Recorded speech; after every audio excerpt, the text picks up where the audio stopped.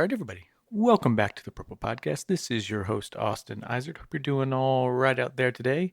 Not doing so bad myself. For us here, it is a Thursday in the booth, I'd say our favorite recording day, but you'll be listening to this on a Sunday.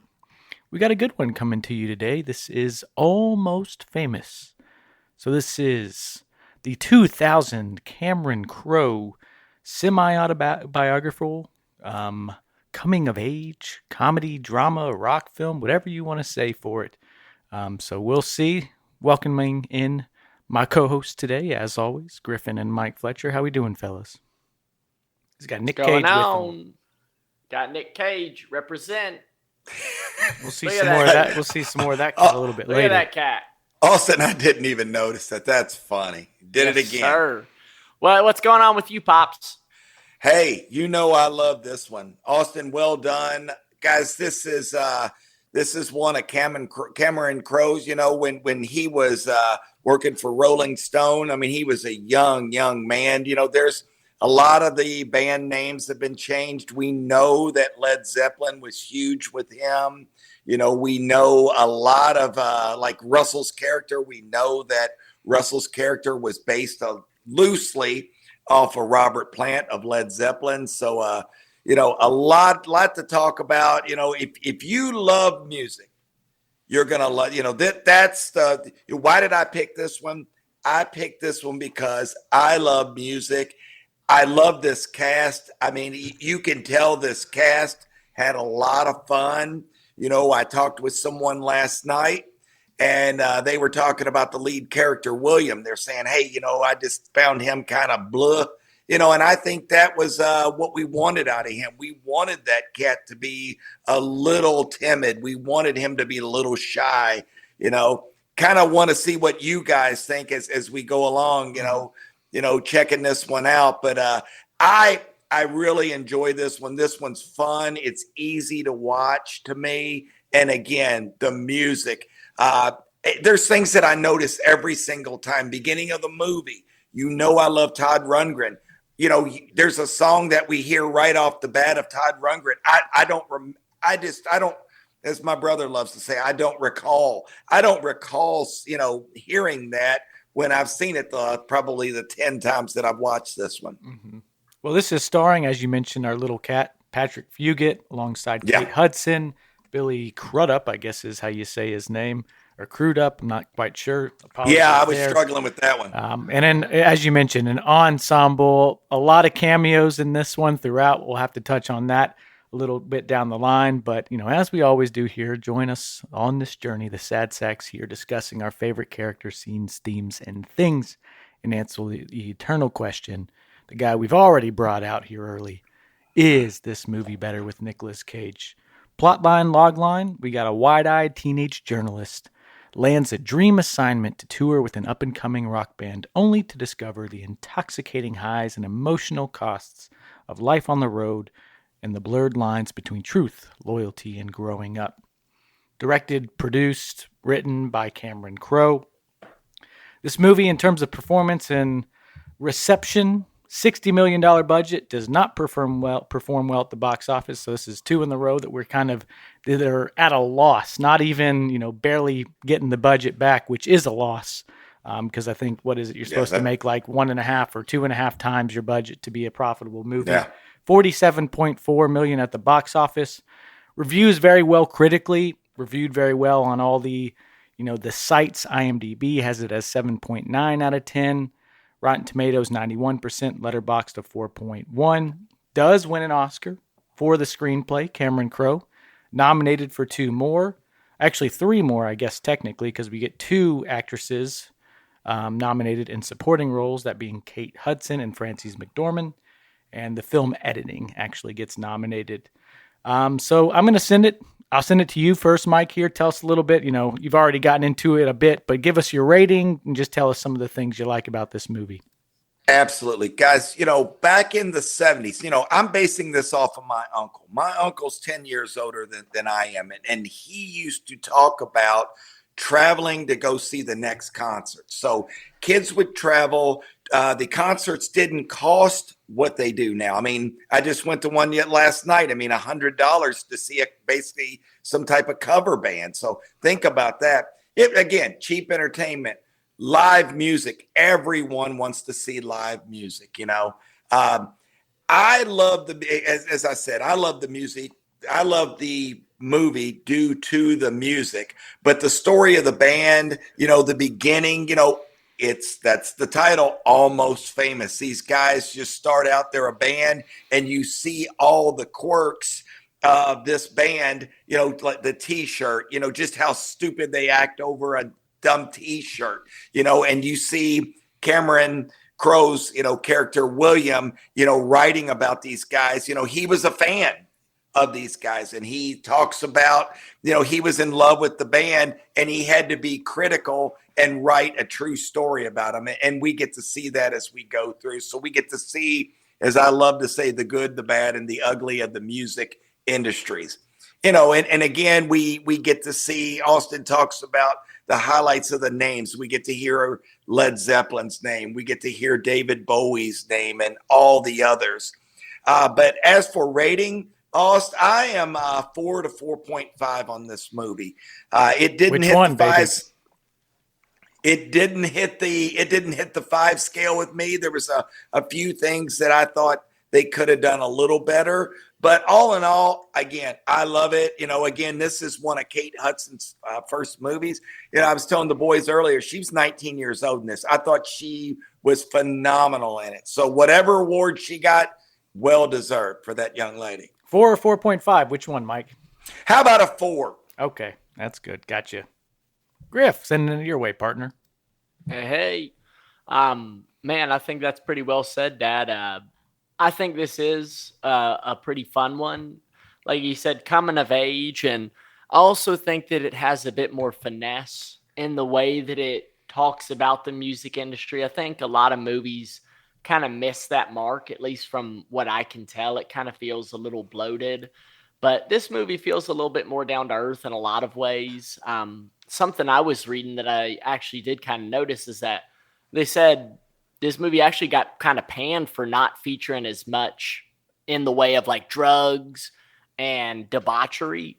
Of course, we have that one scene where, you know, we're on the roof, but aside from that, it is kind of mild in that way. But I don't know. I think I was reading where Cameron Crowe kind of said, hey, well, the truth is, like, this is a movie about music, and that's what more matters. That's what we love. Me, you know? And I was like, you know, that's really cool. And I just feel like things were portrayed well without being kind of gimmicky in a lot of ways. So I did enjoy that. And, you know, I think our main character there, he does a good job of just being, like you said, Austin, that open-eyed teen, experiencing all of this for the very first time, coming from a strict household.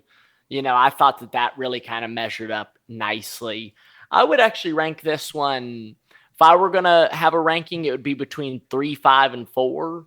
And, you know, if you push me, I will go to 4. I do think that it has enough historical significance. You know, the movie's only 20-something years old at this point, but I do think that it's a very famous one.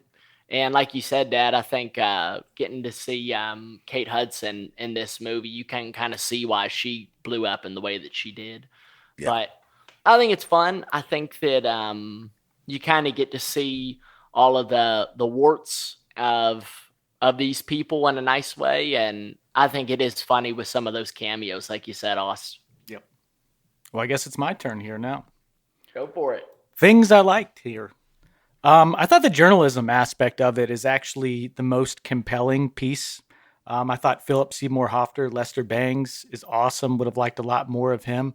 Thought Frances McDormand was really good as well. Yeah. I think those are the two best characters, and that kind of tells you a little where I'm going to get into some of the things I didn't like, you know.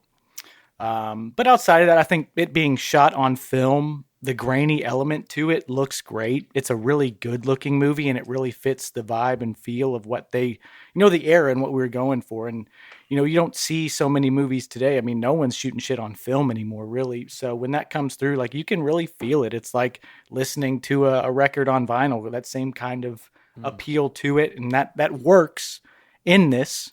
You know, also one of the things I do like is, you know, the music, the soundtrack, the vinyl really great. The cameos are really fun because so many of these people from other projects and big projects.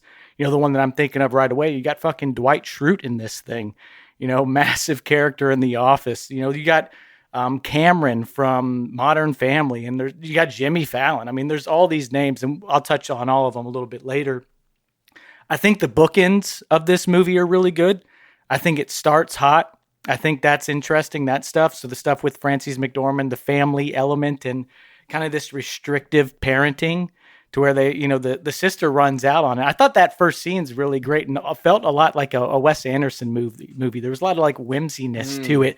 Like when she's driving off and you hear her go, "Oh, she'll be back." And you hear her go, "Woo, I'm free," or something. And she's like, at some point, somewhere long down the line. But with that, I think the middle really did not do much for me. The traveling, the band, I think the band was the least compelling piece of this. To be honest, I did not connect with any of the band members. I don't think they gave you enough of their performances. Their music was good when they played. Like they actually had good songs, but it's almost like it was a 30-second montage of their performance, and that was it. And half of it, you're showing our little kid Will and Penny Lane off to the side. Also, Penny Lane, I think Kate Hudson plays the character well, but I think the character is really, really corny to me, like really bad in some places where she's like, "I'll never tell you my name," or like, "You are home." Some of that stuff just really was weird to me. Not weird, but just like really corny. I think if I saw this movie in high school, I probably would have liked it a lot more. Some of that Catcher in the Rye spirit, or like the, spiritual fairiness to her would have maybe hit a bit harder, but I really did not enjoy her character, to be honest. I thought the Tiny Dancer scene is kind of another one of those really on the nose, like corny scenes and elements to it. And here's a bad thing, but the pedophilia in this is rampant. You got a lot of high schoolers hanging out with grown men, and like, literally William gets his fucking flower taken. It's rough. Some of that's rough stuff. So, man, I think this thing had a lot of the pieces.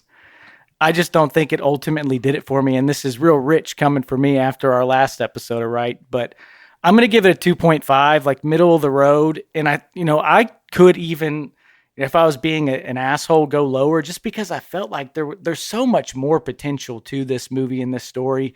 And when you said that he's not showing much of the drug use or the partying, but you're trying to depict the rock star lifestyle and like the fun elements to it. And if I'm coming out of a movie, like there's nothing about what these guys were doing that seemed fun to me ever in this. Like if I, speaking of an example of something that I would touch on, the one that came out recently, the TV show, why can't I think of it right now? What's that? It was on Amazon. With that chick. The something Amazon band show.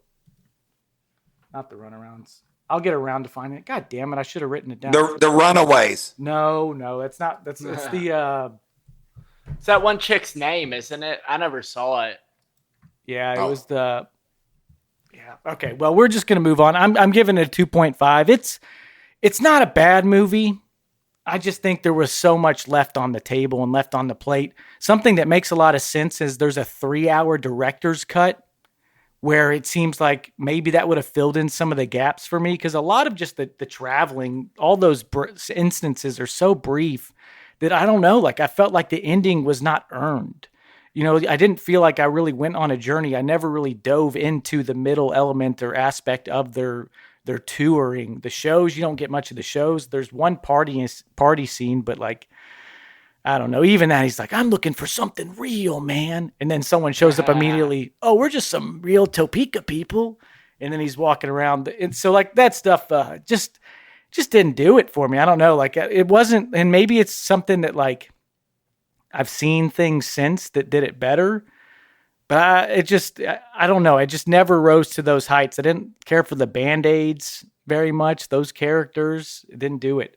But I didn't hate the movie. And the music's great. I wrote down or saved like a couple songs, right off the bat. That America Simon and Garfunkel song, it was awesome. Yeah, that was great song. Feel Flows by the Beach Boys. Then that was a cool scene. I like that too. It's a great song. And you get Todd Rundgren. My dad and I were talking about that yesterday. It wouldn't have made any difference. Great Daisy song. Jones in the Six. That's what That's it. That TV show. Have you seen that, Mike? On Amazon? Yes.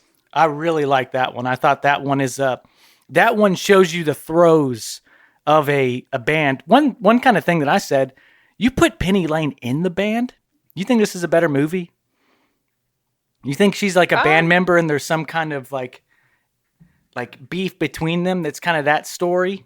Like kind of Daisy Jones and the Six-ish, Fleetwood Mac-ish, where it's her and the guitarist, they have this kind of love affair. He could still be married or still with that one girl and shit's going on there. I think maybe that makes it a little bit more interesting to me, but her just, spirit, into the Libra, whatever the hell the signs are called and shit, whatever the hell it's called, type character just did not, her ethereal kind of push was a little too much. Did you feel that same way, Dad? No, because I think that Cameron Crowe was going. Again, a lot of this was based off of bands, and I think he wanted to kind of keep that. He could have mixed up. I agree with Austin that I would have liked to seen more of the band play. Actually, I thought Jason Lee's character, Jeff Beebe, I thought if that was him singing, I thought he kicked ass. I thought that he sounded pretty good. I thought the band sounded good. They had a good groove. I feel like we didn't get a lot of their beef either. Like it all just happens because of a shirt. You don't get any insight to that before the shirt scene, really, even aside from maybe what's his name talking about, I'm better than these guys, off the record with William. Yeah. Like a lot of that stuff it didn't feel earned. Like it just kind of happened. And, by the end, that's what I really felt like. It's like, I didn't see this turmoil because I loved the jet scene when they're about to crash or think they're going to crash. I think that's good. Aside from the guy that's like, fuck it, I'm gay. That was crazy. Yeah. Some of that stuff was just like, that was a 2000 joke. Yeah. It's like, this is comically stupid at some points. But, guys, should we get into our favorite scenes? Absolutely. Let me throw this in there. Another one, Griffin. You heard the Raspberries, of course, and that Oogum Boogum song. That song kicks ass. That is a great song at the beginning, and the Raspberries, of course. I love those guys. So, just wanted to throw that in on the music side. Yep. What are your favorite scenes, brah? My favorite scenes. Again, I like the T-shirt. It just shows. How silly, something could be, you've got Russell and the rest of the band's faded out. And the Jeff is like, he's so ass hurt. Oh my God. I see what this is all about. Did you see at the end he's wearing a Jeff Beebe shirt? It's just him. Oh yeah.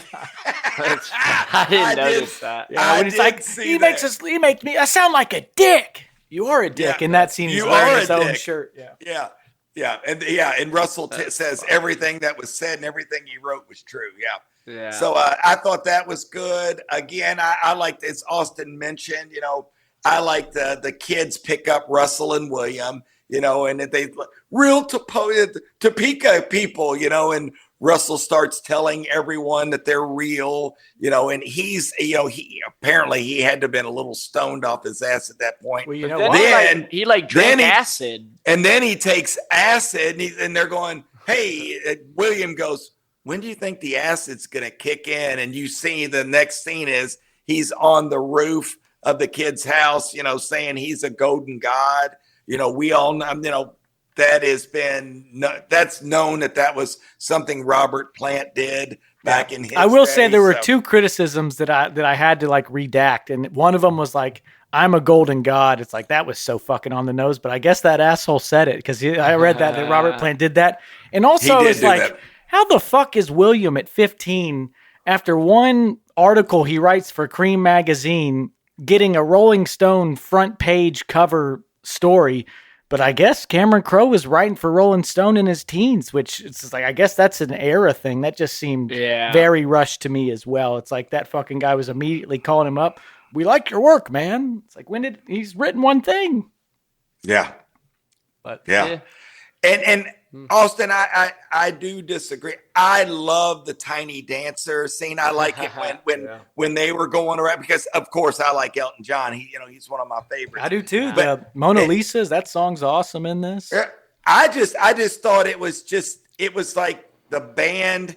It was almost like, hey, instead of saying, guys, sorry, I was an asshole, hey, we got to regroup here. They started singing, and you see everything, you see the entirety, you see the drummer, he's hitting the sticks. I kind of dug it. So that's a classic scene too. I remember watching this movie growing up, and I would have mentioned that one too, Dad, because I feel like that is so much fun. And I mean, what a great tune. And I don't know, I agree. It's kind of everyone bonding on the bus, even amid all of the chaos and silliness. Yeah. And what's my last words? What would be your last words? I'm on drugs. It's like that, like Austin saying, I think that really happened. Somebody actually said these things. It's so ridiculous that I promise you somebody said those things. That's the thing. It's like these guys, and this is where it probably does succeed in a lot of ways, is that these guys were false fucking idols. A lot of them probably were freaking dorks like this and saying things that were so on the nose. So I'm sure when you translate it to like a movie, maybe you would expect some artistic liberties to make it. And that's probably just an overly critical viewpoint, but some of those very on the nose things, it's like, come on, man, is that really what they'd say? But I bet some dickhead did, because not everything is a story, not everything's a book or written out, and so especially when you are on drugs, So, well, it's funny what I read. Dad, I actually looked into it a little bit. I read that actually our guy Russell was modeled after Glenn Fry of Eagles. Yeah, I heard the whole band was like a combination of a few bands. Yeah. Well, and apparently Greg Allman, Dad, said, hey, I know part of this is about my band because my brother Dwayne was the guy who jumped off the roof. That's what I was reading, which I was like, damn, I had no idea. But I mean, I'm sure it is just all of this stuff into one, It's a combination of all of them. Yeah. Absolutely. Did you have a third scene, Dad? That was 3. I gave 3. Oh, okay. Hey, I mean, I'll say this. I think for mine, like, I actually really did like Penny Lane. I agree. I mean, some of the stuff, maybe it's a little corny, but like at the same time, how old was she supposed to be in the movie? 18 or not? Dude, I mean, she said she was 16. Did she? Well, it kind of seemed like she was lying, didn't it? I mean, but it felt like that was the one that she hammered. Yeah, it could have been. It could have been. That's where we find out they were all lying. They were all lying about their age. Yeah, I mean, who knows? But I think some of that shit was dumb stuff you would say as a teenager, especially one that's disaffected, like she obviously was. Not super happy with whatever her life situation was. So, I don't know. I kind of enjoyed a lot of her stuff. I really, really liked, like you said, Austin, the scenes with Philip Seymour Hoffman as Lester Bangs, who was actually a super renowned music critic back in that day. I thought he was awesome. I loved his scenes with William at the very beginning when he's like, hey, well, I'll see you later, man. Like, I got to talk to all my fans. And you could tell the guy's just like, yeah, kind of like, hey, at least someone's talking to me. And then how he would give him advice later on. I just enjoyed that. And, what was the line that he said? It was like a culture of cool. Mm-hmm. Was that what he said? Yes. Or what was it? It was something like that. Yeah, it was. Yeah, that's it. What was it? Becomes something of cool. Yeah, it was something, and I was like, that is really, really nice. And like you said, Austin, the journalistic aspect where William immediately writes that down because it caught his ear. I was like, that was kind of fun. So I love that scene. And he says, "I used to do speed, but he also stays up late now. So I don't know if he put that speed down, guys. I'll be honest." Yeah, that stuff's good. I liked. I thought also the airplane scene is iconic where shit just hits the fan for real. Next thing you know, you find out that, there's inner band drama. One guy's sleeping with the other's wife and everything. It's just like, oh my gosh. Those are the scenes that I remember as a kid. That one, the Tiny Dancer scene. And of course, like you said, Austin, it is very controversial, but when you're 10 years old and you see the whole quote unquote deflowering scene of William, where the girls are just kind of, almost like they're fairies bouncing around him and everything. It's like, oh my God, what's happening? But of course he's just staring at Penny because that's the girl that he has it. Why does he like her so much? Like, does she do anything to really make you believe she's that awesome? Her and Russell. What makes him like Russell so much? Now with Russell, I think you have something there. The thing I don't know. I mean, she's sexy. I mean, let's give it that. I mean, in my opinion, man, it's like they're 15. He's 15 years old. I mean, this guy, he idolized these people. Next thing you know, he's on tour with them. The guy grew up in this household where he couldn't even listen to Simon and Garfunkel. I think it makes perfect sense why he would be like, oh my God, this is awesome. Oh my God. I think it makes sense. And also with Penny, like, I don't know.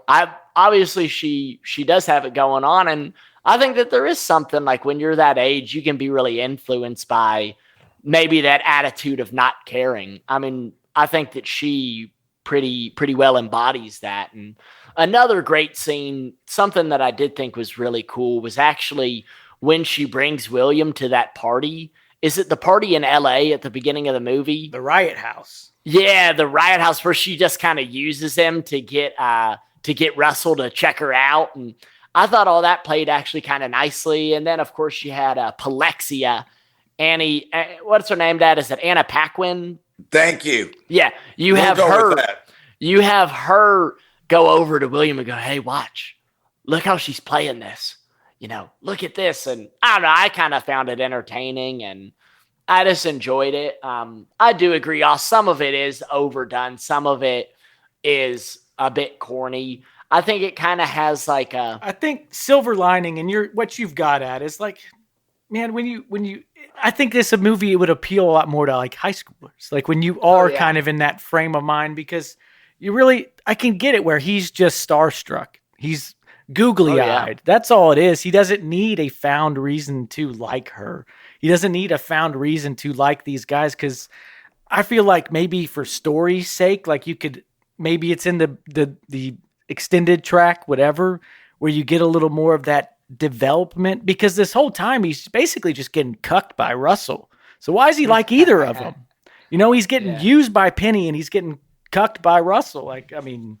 Well, and I think something else fun, and that's a great point, but I think like, you know how it goes. Like when you don't get the attention you're looking for, you kind of lean in a little bit more. And of course, he's always with Russell like, hey man, can we do that interview? Can I get those, can I get those quotes? It's like, yeah, we'll get to it, and I don't know. In an overly truthful mood.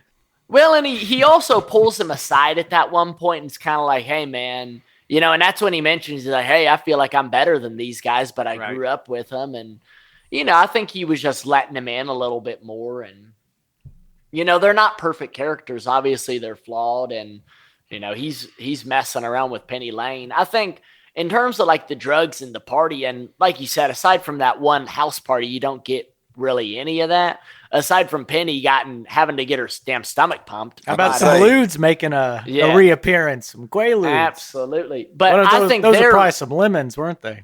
Well, I think their vices, as we saw, were just messing around and having all the Band-Aids. Tasty high school girls? Yeah. I mean, awfully enough, but yeah. I think that's what they were getting their kicks out of. And guys, remember, I'm sure, Russell and Jason Lee's character, I'm sure they were, they're 20, 21 years old. You got to remember, these guys were younger. I'm not saying go after younger. I'm not saying that. I'm just saying those. Yes, because I know Austin will pounce on it. Well, we might be taking you to court. You say otherwise. Yeah. Hey, please. No, I got enough problems right now. Prostate exam. No, taxes. Prostate right exam. Now, yeah. Basically, right? Could do that. Yeah. But but no, I mean, those guys are younger too. You got to remember, a lot of those musicians were really young back in the day too. And horny. Well, all right. So let me get into some of my favorite scenes here. So I really like the entrance scene in San Diego. You get to see some of the dynamic between the family. We get young Sky High, William Miller, which is funny. Just another one of those cameos in here. Once again, I said that Simon and Garfunkel song, America, was just great. What a great needle drop. Seeing that, and then the whole, listen to this, it'll set you free kind of thing. And he plays it with the candle, and you see that, that love really ignite within him. Flash to 1973, and he's full on in the thick of it now. He's writing his own school articles. He's reaching out to Philip Seymour Hoffman, Lester Bangs. And Lester Bangs, like you said, man, he's so good in this thing. Philip Seymour Hoffman is just a phenomenal actor, gone far too soon.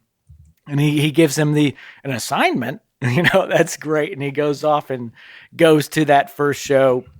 Another one of my really favorite scenes is the plane ride. We've already talked about that. The turbulence, everyone's giving out their dirty truths, all the unsaids. And it actually is very therapeutic, right? Nothing like being on your deathbed to get a lot of shit off your chest. And, you get fucking Jimmy Fallon. I hit and run a guy back in wherever. I don't know if he died or not, but I think about him all the time. I thought that was pretty funny. Just his character in this was kind of a nothing burger in ways, just kind of that ass hat alongside the new manager to come in.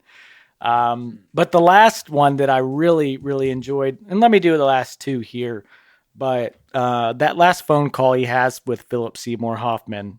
So this is why I say the bookends, and Philip Seymour Hoffman being my favorite character, is he's talking to him and he's giving him, Lester Bangs is telling him yeah, man, they made you think you were cool. And you're uncool. You were never going to be that guy. That's why, you are where you are now, but we're smart. And that's why our whatever art will last, or whatever the hell he was getting at. But a lot of the truths that he was giving him in that moment, I thought were really good. Those phone calls. And then the last one, man, I was going to be pissed off if Penny gave Russell her address at the end. I was fully expecting that. I was like, this dumb bitch is going to do that. And I was going to get mad about it. But she actually did probably the best thing she did the entire movie.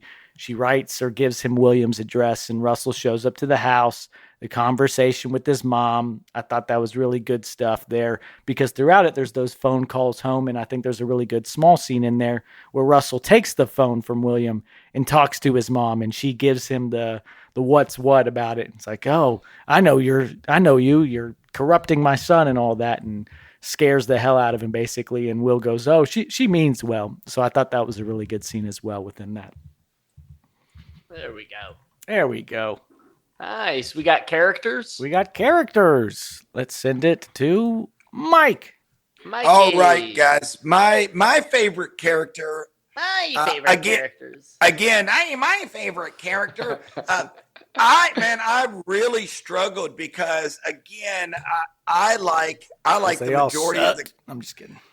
No, I really like the characters. I really like Lester, but my favorite character, I thought Russell was my guy. I kind of related to him being the guitarist.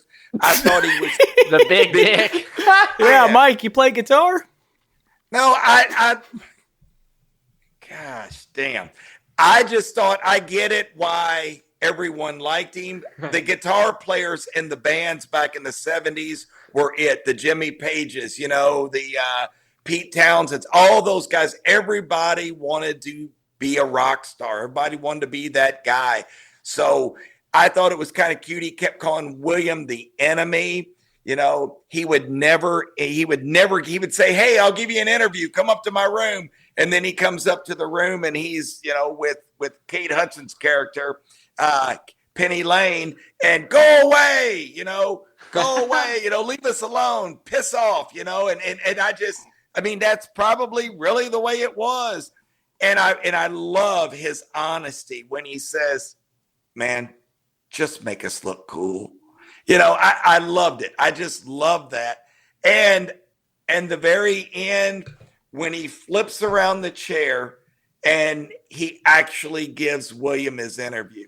What do you love about music? I love everything about music. And I mean, that's me. I love music and I get it. I love all sorts of music. So I completely understand his answer. That's a bold pick there, Mike. I mean, you're going with a pretty despicable character, like until the very like he's just not he's a bad guy. I liked him. God, he got you like William. Hey, sixth man of the movie. It was supposed to be Brad Pitt. Oh, I heard that. Yes, I'd heard that. He would have blown all these cats out of the fucking water. Yeah. He would. I mean, it would have been crazy seeing him on screen with these guys. I mean, I guess maybe it's before he really blew up, but Fight Club wasn't too long after this. Yeah. Brad Pitt would have mopped these fuckers. Fight Club was before this. Fight Club was 99. Was it really? That's probably why. That's probably why he didn't do this movie. Well, they almost had cameos from David Bowie. They almost had Jerry Cantrell. Instead, we got Bucky Larson as a Bowie fan. Bucky Larson, born to be a star. Before what about sixth man? Who you got, Dad? Lester is the sixth man. Lester Bang. He could have been the favorite character. I love his rants about the music. Yeah. True music. Hell, he's the only guy, I believe, beside William that really fucking loves it. I love his saying, true music chooses you. He puts on that Iggy Pop in the morning. Give me the Guess Who. They had courage to be drunken buffoons. I thought that was a really funny quote. He looks at William, ashamed you missed out on rock and roll. Well, at least you'll see the death rattle. Yeah, he's such like that disgruntled guy. It's great. Oh, he's a perfect character. He starts telling William about, hey, you cannot make friends with the rock stars. They're going to buy you drinks. They're going to buy you drugs. They're going to get you with girls. I did like how he like looks at him. He's like, oh my God, dude, you're screwed. He said, there's nothing about you that's edgy. He said, they're going to eat you, man. He goes, well, that one time he's like, okay, so who are you writing about? Stillwater. Who are you listening to right now? Stillwater. And he hangs up. That kid's on drugs. Yeah, and he's a fan. And then when he I should have had this in my favorite scene, but one of the things he tells William is, when Rolling Stones, when you talk to them, how you get some more time to develop your story is tell them it's a think piece. and he goes, man, they're going to love that. Yeah, Ben Fong ate that shit up, didn't he? Yeah. Let's get you another 1,000 words. He said one fucking thing. Oh, great. Yeah. And Lester called that shot. And he tells William, hey, I met you. You're not cool. You aren't cool. I love that. Yeah. The band wants you to feel cool. And he says, I met you. I met you. And he says, dude, he goes, well, how can I reach you? And he goes, man, I'm always home. And he goes, I'm not cool. And he goes, you know why I'm always home? Because I'm uncool. It's just, I love this character. Yeah, he's great. My sad sack, guys, and I had to think about, again, there was a lot of sad sacks in this movie. But I went with Penny Lane as the sad sack of the movie. Really? She is a sad sack. I think she had a great performance. She says, we're Band-Aids. We don't sleep with the band. And there was two things that why I thought she was a sad sack. We're Band-Aids, and she's like all this high and mighty. We love the music and this. We only suck their dicks. Yeah.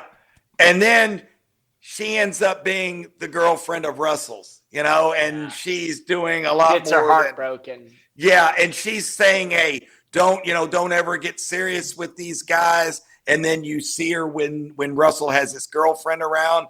And then the next scene, we see her having to get her stomach pumped. And it was just, man, and I just felt so bad for William because that would be horrible to see that. Will pulled a Knox Overstreet and gave her a unconscious kiss What was that all about? I guess. Yeah. I'll boldly go where many men have gone before. Yeah. It was just odd. $50 and a case of beer. That's what she got sold for. And a case of Heineken beer. Yeah, Oh, exactly. God, She asks. Heineken. Yeah. God, man. Yeah, you're right. Grip her up. Funny enough, my favorite character was Penny. This guy. I thought she was fun, man. I mean, I liked how she kind of, I don't know. I think she kind of sets the vibe for everything. And, whereas William is not cool, I think that she was pretty damn cool, at least by some standards. So I thought she was fun. Yeah, she was sleeping with Russell and, she got all upset by the end of it when he's hanging with his wife. But I just thought she was fun throughout the movie. I actually thought she had some fun lines. I thought she had some really cute moments. Again, I'll cite the moment where she first sees Russell again at, I think it's at that first show where she's on the couch and he comes up behind her. And I just thought the look on her face, like she starts like getting these tears welling up in her eyes. I thought that was really genuine and pretty damn cool. Well acted. The role is well acted. I just didn't like the role as much. And then they gave her that scene. I got to get this in here. And it just tags along with what I was already thinking. And they just give her the scene where she's just dancing alone in some big room. Like, it's like, come on, we're really insisting upon ourselves here. Come on. Well, in Austin, she was based off of 3 groupies is what she was based off. There was a woman called Penny Lane Trumbull.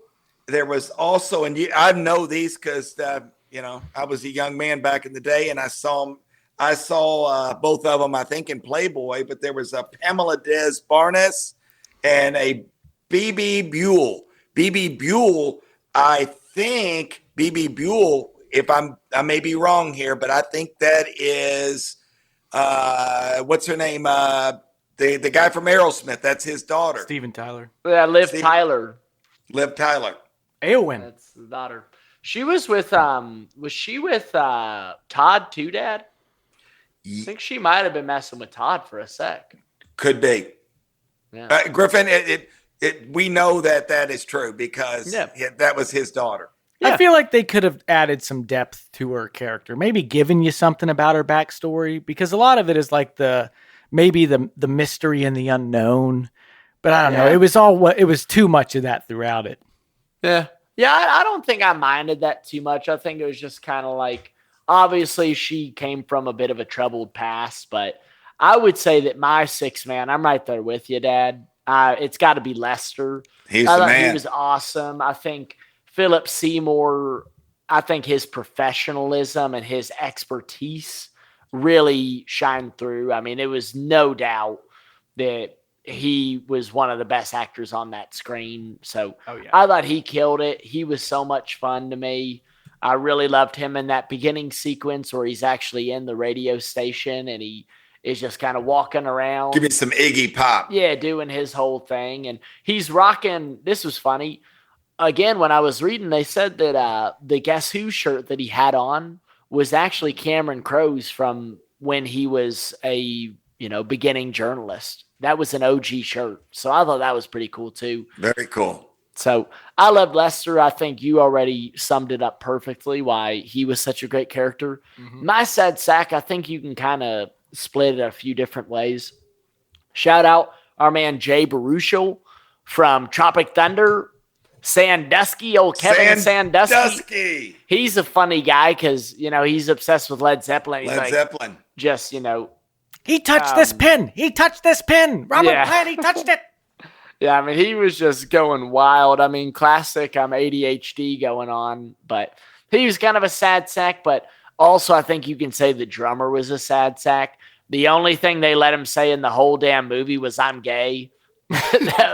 Those are the only lines. But he started the drum line to that Elton John, right? Yeah, Tiny Dancer. Well, fair enough. Yeah, yeah. Maybe that's redeeming, but yeah, I mean, I thought they kind of sad sacked him, and also I think you could say that their original manager, old Dick Roswell, I think he was a bit of a sad sack too. Once push came to shove, they kicked his dumb ass right out and said, "Hey, bruh, we're going with the big guns. Here comes Jimmy Fallon." Yeah, that's the big guns too. It's like, God, what kind of upgrade is that? Yeah, I know, exactly. Yeah. So who's your one though? If we got to nail it down, who's your singular sad sack? The biggest sad sack of the movie, man. No, it's gotta be that damn. Man, it's tough. It's gotta be that drummer, man. I mean, I think they just kind of throw him to the wolves. All right, some good ones. I'm gonna have some repeating here, and this was tough. My favorite character of this is Lester Bangs. He's a perfect 6-man candidate. He wasn't my 6-man candidate just because there's no sense in doubling up there, but he's a great 6-man candidate.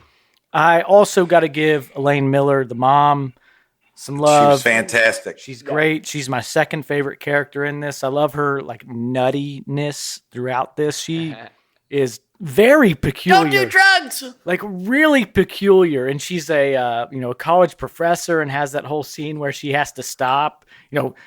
Rockstars kidnapped my son. She's just very, very peculiar. And then the end, that last scene, I didn't even talk about this with my last scene when Russell comes, the reunion between her and her daughter. I thought that's a really, really good bit of it because her daughter, Zoe Deschanel, brings home William. I thought that was a great bit. Her finally coming home. I forgive you. I didn't apologize. And she just hugs her anyway. I thought that was a really good scene. And she got nominated as well. And she's really good in this. She's a great actress. She's done great things before. She didn't really seem like the type of mom that would have been that strict about what music they were listening to, did she? Or did you think so? Man, she was so peculiar and nutty. It's like, I don't know if you could guess her fucking rules. I think she just she had her things. She definitely didn't want them to be corrupted by something like rock and roll. So I think that would make sense. The drugs and sex, what all it was. But PSH is my favorite. 6-man. I'm going with another kind of offbeat 6-man in this one. Same as the last where I did the team for Everybody Wants Some. I'm going with Doris, the bus. How about that? The soul of the band, baby. How about the bus? Bust through that fence. I thought that was a good part or a good line of Dick Roswell. Close the gate. Where he goes, "You guys want to buy a fence?" And they run right through it. And then you hear that asshole driving after him. That felt really out of place. It was it felt like an Austin Powers comedy beat or something with that guy driving after him. You just bought a fence, right after that. And also like some more of like the Wes Anderson quirkiness when, what's the dark-haired girl's name, the other groupie? Sapphire? Sapphire. When she's running after Will and then she runs into the wall. Like that felt very much just like a very offbeat comedic thing. That's a good point. That it did not feel in the place of this movie by any means. My sad sack, I had Little Sandusky, man. I had Little Munez. I really did have that cat. But there's some other, Jeff Beebe, he's a sack from downtown, baby. Ben Fong Torres, that guy's a sack too. How about Aaron, the guy who's hosting the Topeka party? They're in his room, and he's that kid with the long hair and glasses. Yeah, sack. That guy, he was a sack. And how did we get this far without saying William Miller's a sack too? Yeah, that's it. Yeah, he's a sack. He's quite sack-like. He's a sack. Sack. And I don't have to hate on Penny Lane anymore, but man, I will say that she might just be worse than Jenny from Forrest Gump. She's that type of villain. She's like the offbeat villain, man. She might just be worse than Jenny from Forrest Gump. Interesting. God, that's a movie we need to review, talk about it. Forrest Gump. Better music maybe in that one, which is crazy to say. Great something happening. There's not as much deep tracks in that one, I wouldn't say. But it's got all the hits, that's for sure. Yeah. Oh yeah. All right. Themes and things, fellas. I'll send it to you first here, Mike. All right. How about love of music? How about groupies, drug and promiscuous sex, and rock and roll. Nice. Follow your dream. One day you will be cool. Elaine freaked me out. I couldn't wait to say that, but Elaine freaked everybody out. She means Austin. Austin mentioned Doris the Bus. Doris. Mojo. That's great. They talked about a mojo. That's what we, well, they don't even use them anymore, but that was what we used that we called a fax machine, what it became. And then last but not least for this guy, how about and the cover of the Rolling Stone? Yeah, Rolling Stone. That's good. Nice. Yep. I think this one can be summed up with music. I'm with the band, journalism, 70s, vinyl, Band-Aids, and what would be another one? Yeah, I think it's just rock and roll. I think that's perfect, Dad. Rock and roll, baby. All right. Well, I guess it's me then. Let's do it. Went the mic real quick there. Vinyl soundtrack. I don't know. I got Joni Mitchell written down here. Is there a Joni Mitchell song in this? She, something was funny at the beginning when you're seeing all of the sisters' old records, all of Anita's old records. Yep. They show Joni Mitchell Blue, which recently came back to me. What a phenomenal record. So there is some Joni in there. That's what I have it written down from for sure. But this is also part of my tie-in to Everybody Wants Some, because in Beverly's room, she had a Joni Mitchell poster on the back of her wall. Yeah. So there's a good old tie-in. I knew there's a reason I liked her. And also, guess what's in this to bring back Everybody Wants Some? Mona Lisa's and Mad Hatters. We had a Mad Hatter in Everybody Wants Some as well. How about that? Rock and roll, journalism,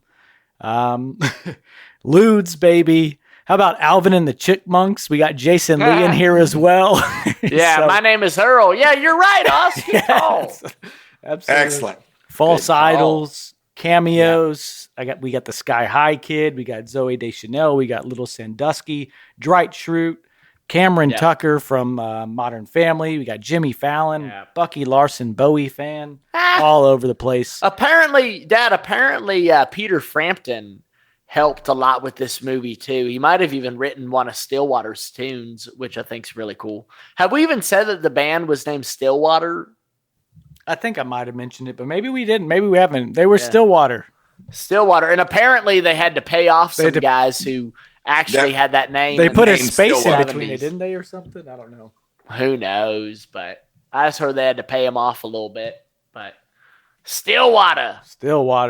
But other than that, I got corporatization, which is, I think, maybe the resounding message of this movie in a lot of ways, and how that was really taking over the art form, music, at that point in time. This was the death rattle. It was getting commercialized. They brought in the big manager.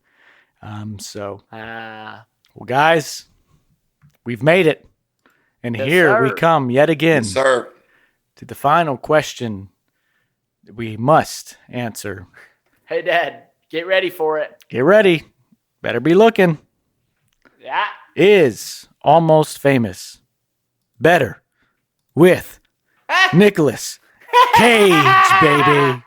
There he is. There he is. God, he's all over the board. Look at him. There he is. Oh, yeah. I should have left the bassist out. Or the drummer out. I left that's another thing. That bassist, who the hell was that guy? They really didn't touch on those guys at all. It was BB and Russell. Like I said, they were going to have Jerry Cantrell from Alice in Chains be the bassist, apparently. But he was working on a record at the time, so he said he couldn't do it. But who knows? Maybe it was a bit of just quick planning. Guys, we all know that this movie would be better with Nick Cage. There's no doubt about it. I have 2 roles in mind for our man Nick. Maybe, no, I have 2 roles. So I actually do think that he could be the original manager. Can you imagine if he put on another crazy British accent of some kind? He's doing the bobbies, and he's just running with it. The kung fu scene with the one guy coming up? Oh, yeah. Oh, yeah, he could. He's just being a jackass. And, I think you would just eat it up if it was Nick Cage. He'd give that one way more personality. He announces the band every time they go on. Stillwater! Yeah, and he'd have to do it like he's... Who's that damn... Is it Bob? What's the WWE guy, Dad? Bob? There's two of them. They're brothers. There's a couple of them, yeah. Oh, no, they're brothers. What is their name? Yeah, I should know that. I don't know their names. I just know that Bob guy's Baffert. great. It's Baffert, right? Yeah. I mean, Bruce Buffer. Bruce Buffer. Yeah. I think that'd just fucking be hilarious. Imagine that being Nick Cage. This one's off the beaten path. This just came to me, and it's so stupid it just might be good. Here we go. Can you imagine if they had Nick Cage play William, and he looks like fucking Nick Cage, but they're acting. Just imagine they're just like, for some reason, they're not letting the cat out of the bag. He's just pretending to be this 15-year-old kid. But he's actually 50.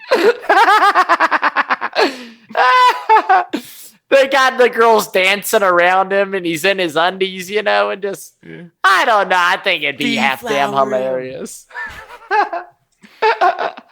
My real answer is he could be that first manager, Dick Roswell. My fun answer is make him damn William. Just, we're what is that called? We're disregarding logic. We're suspending it. Yes. It would work, I think. There's something about the tone of this movie that almost seems like it's mismatched in places, like where it digs into like the comedy side of things sometimes, but also it tries to be really dramatic to where like it's almost like perplexing sometimes. Mike. Fair enough. Guys, I have two. And again, I thought this guy was fantastic. So, but again, you all know what I think of Nick Cage. I thought he could be Lester. All I kept thinking was I would love to see, and imagine this, Benjamin Gates with those lines when he's doing those lines. There's an R in there. God, is this guy on my ass today or what? I think you're just a little sore. Yeah, well, it could be. It could be. You got me. But he could be Gates. He could be our boy. And I just think with that voice and the way he could just kind of pause and go into his speeches, he could do that. Or, even better, take Elaine out of the movie and make Elaine, she's passed away, and now Nick Cage is the father. I like that. And he's talking to William, and he's talking to a little kick-ass Russell. Austin. He's talking to I think Russell. that works. Yes, and nice call. Man, I just think that would, again, you could put this dude in any line, in any cast. We know he's going to fit. He could be Jimmy Fallon. He could do it all. We know that, but I think it would have been just awesome to have him instead of Elaine. Have him the father. I think in this movie there's a lot of replaceables.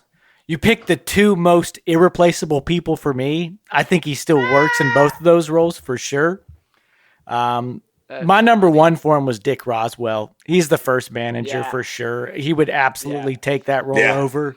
But I also think he would be a much better Russell. I think he would be a lot better as a Russell lead singer. He could have done it. Or give him that Con Air hair, that long hair. And that'd be funny. He's the one. Get out of here! Get the fuck out! Like I'm in here with old Penny doing my thing. I think he would be a lot better in that role.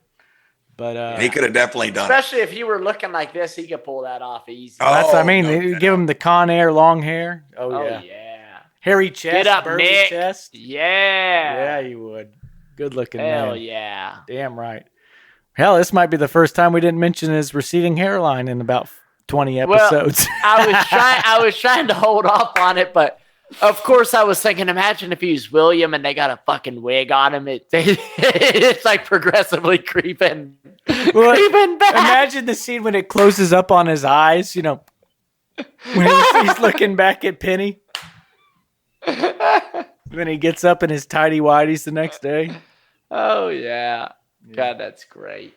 That's good. Old Ben Fong gets on him. What are you doing, man? This is serious. He has to say one thing, and he's like, I like that. 1,000 more words. Yeah, guys. So yes, sir. Hey, I'll give you $1,000. That was funny, too, at the beginning when he just, what does he say? He's going to give him like $750. Just 700. Well, like, because Dwight's going, oh, let's play it low on this cat. And he just gives him like 2 seconds of pause. Not much of a negotiator, is he? No. Oh, where'd you go to journalism school? And then his mom picks up, oh, I know how when my old lady gets on me. Oh, Ben Fong. Yeah. That's a real name, too. I wonder how that guy feels about the depiction of him in this movie. God, that's funny. Yeah, good call. I wonder. Well, all right, guys. I think that's all we got here. Yep. What we got up next, Griff? Hey, guys, we're going back to 1991. Keanu Reeves, Point Break, man. Patrick Swayze. We're going to have a lot of fun. That'll be his first appearance on the Purple Podcast, both of them. Yeah, I think so, man. So that's right. I think this one's going to be a really great time. Dad, I remember watching Point Break growing up all the time. Lots of fun with it. And I think it's kind of on the cult classic side a little bit too, so I'm really hoping we get a wide array of people into that one. So that's what we got coming up, guys. Point Break OG 91. Yeah, I feel like 90s have a pretty strong cult following for a lot of these movies. Like, I did not know the name of this movie, but I know the name Johnny Utah. So that tells you enough as is that it's in kind of the vernacular. Yeah. So yeah, I think this is going to be a lot of fun. I'm looking forward to it. Yes, sir. It's a good one, no doubt. Well, all right, guys. Sir. Mike, you said your goodbyes. Guys, I want to leave you with this, and I thought this was a great line from this particular movie. You know, and guys, Austin, we talked last week. You know, your movie. You know, everybody wants some. You know, the thing when you're in college, you never you. The worst thing that it was for me was when, man, you're graduating and you're like, oh my God, I never want to go home. I don't want to go start to work. No. So, you know, there was a line that said, and I think it was Kate Hudson's character said, this is the circle. No one is trying to go home, you know, when she's on the bus. And I just, man, that really hit me. And I'm sorry, this is a circus. Russell said that. Yeah, Russell said that, didn't he? Yeah, I thought it was doubly wrong. Yeah, it was Russell who said that. God, I know your movie better than you.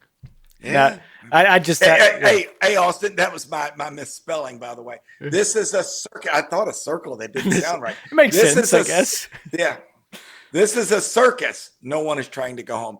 Great. I love that. It really hit home with me. Guys, I like this one. I appreciate you guys digging into this one. I don't know if you had seen this, Oz. I had not. This was my first time. I appreciate you putting the time in on this one. This is. I love closing. This gaps. Is.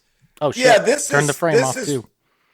This is one that again that I dug it because of the music, and I think you guys did as well. So I added a couple songs for sure. Definitely looking forward to Point Blank. It'll be a good one. Point Break.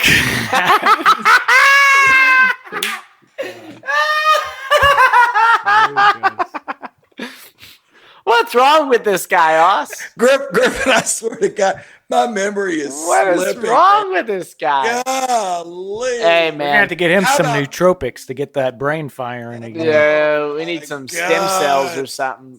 Hey, I need some kind of replacement of something. It's Point Break. He had a drink of the Red Cup beer, didn't he, before this one? Maybe it's this water. Maybe it's got something in it. I don't know. Yeah. Hey, man. Here's the deal, Purple Podcast, baby. I think this was a fun pick, Dad. You know, I think that this is a movie that you got to see. It is a classic, no matter how you feel about it. So I'm really glad we got to do it. And I do think that it has a pretty fun representation of journalism. That's what I studied. I know you studied it too, Oz. And I always like, I'm always just like really not wanting to say that in a lot of ways because it was a minor, and Jesus, it was the easiest shit on earth. Yeah. Well, it's always funny. But what are we doing here now, right? This is journalism. Yeah, I mean, that's what I'm talking about, man. So now I think that's fun because, again, those are both of my worlds. I worked for the school paper for, I think, 3 years, worked in St. Louis, of course, at their paper. So I had a good time with it. Also played quite a few shows in my time as well, still playing shows. So I don't know, it's kind of a nice marriage of things that I really enjoy. But long story short, Purple Podcast, we keep on kicking. I saw today we're about at 99 followers on TikTok. Let's get that up to 100. Let's get it to 1,000, 1 million from there, and keep it boosting. Hey, we're boys. 16 away from 100 subscribers on YouTube, so make sure to hit that subscribe button as well. Let's keep it rocking. Push it up, guys. We are want it. Movie critics. So, well, guys, if you've listened all the way through, as always, thank you very much. Like I said, give us a little subscribe, give us a like, send us a comment. We always do appreciate it. But keep living well, keep doing your best. We'll be talking to you soon. And bye-bye.